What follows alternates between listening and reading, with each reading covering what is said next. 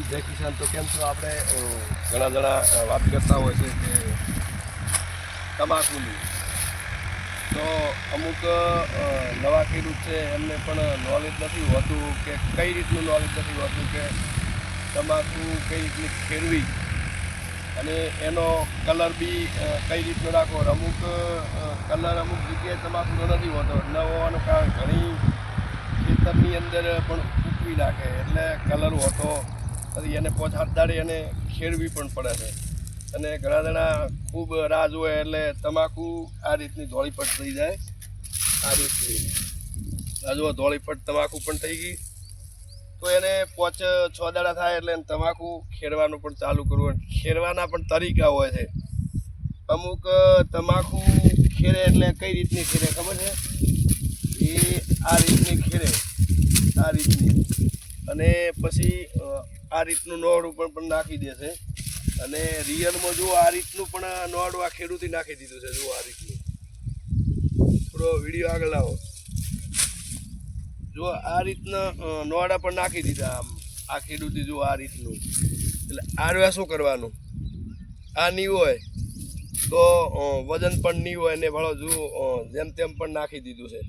તો મારા ખેડૂત મિત્રો, મારું કહેવું છે કે જેમ તેમ નંખાય નહીં, આપણે એની કદર કરવી જોઈએ। કારણ કે આ સાલે વિચારવા જઈએ તો રાયડામાં ઠીકે 30 બોરી થતો તો ત્યાં ખાલી 20 જ થયું છે।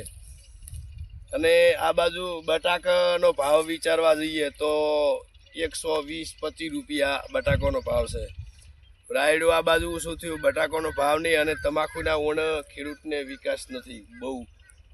ઘણા જગ્યાએ હું ખેતરમાં જોયો છે અને ઘણી જગ્યાએ તમાકુનો પણ વિકાસ બિલકુલ ઓછો છે। વર્ષો વર્ષ તમાકુ સારી હોતી તો કંઈ નહીં તો કમસે કમ જેવી ખેડૂતની મહેનત પ્રમાણે ઉતારો પણ હાલતી હતી, 40 હાલે 45 હાલે। પણ ખેડૂતને મતલબ વીઘે 30 હાલે તો ખૂબ છે, 25 હાલે તો ખૂબ। કારણ કે હું વીઘે 30થી 25 હાલવાનો મને વિશ્વાસ નથી। આ જગ્યા ખેડૂતને કમસે કમ તમાકુ હશે લગભગ 2-2.5 વીઘા હે, તો 2-2.5 વીઘાની અંદરમાં આ તમાકુ ખેડાઈ દે। જુઓ તમે ટેબો, આ બાજુ કરો ટેબા હમું, આ ટેબો ખેડાઈ ગયો હોય તો મારા અંદાજે આ રહ્યા તમાકુ ખૂબ થાય 2-2.5 વીઘાની તો 30થી 35 મણ થાય તો ઠીક છે, એટલી જ થવાની છે મારા અંદાજે ટેબા પર વણે। તો આપણે દાખલા તરીકે વિચારવા જઈએ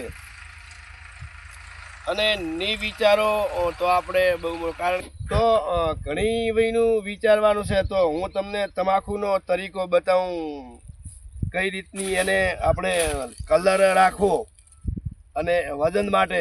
વેપારીને આ વસ્તુ નથી નડતી, 100% નથી નડતી, કારણ કે એ એમનું આવે છે। તો તમાકુ મેં તમને આગળ બતાવ્યું હતું એમ નહીં ખેડવાની, આ રીતની નહીં ખેડવાની। આને સીધું કલર તમારે પણ રહેશે અને આ રીતનું પકડથી કાપી નાખવાનું। આને કોઈ તમને નડતર રૂપ નહીં નડે, કારણ કે આ તમાકુનું જ પોતાની જ નસ છે એટલે આને નડશે નહીં। આ રીતનું કાપી નાખવાનું અને તમાકુ પણ લીલી રહેશે।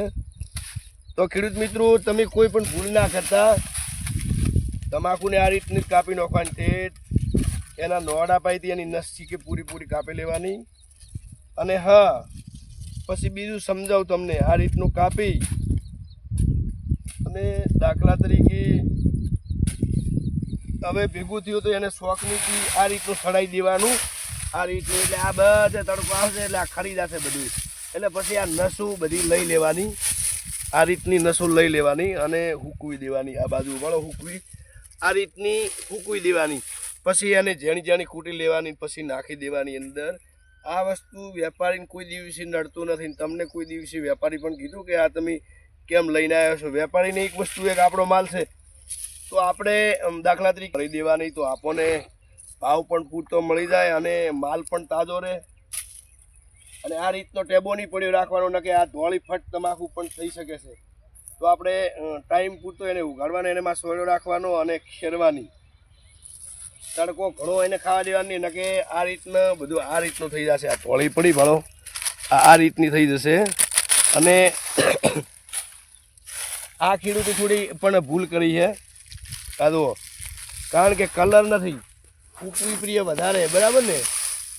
હજુ કલર ગતું પણ નથી, ધોળી ફટ છે હાવ એ ના ભાવ અને નથી ડળ. એટલે ઓણ ખેડૂતનો બહુ મરો છે. તો મારો વિડીયો બને એટલે મારા ખેડૂત સુધી મારો વિડીયો શેર કરજો, તો મારા ખેડૂતને પણ કોઈ નવો ખેડૂત હોય તો એમને પણ ખબર પડે કઈ રીતની કાપી અને કઈ રીતનું એની નસોનો મોય યુઝ કરવો. જય જવાન જય કિસાન.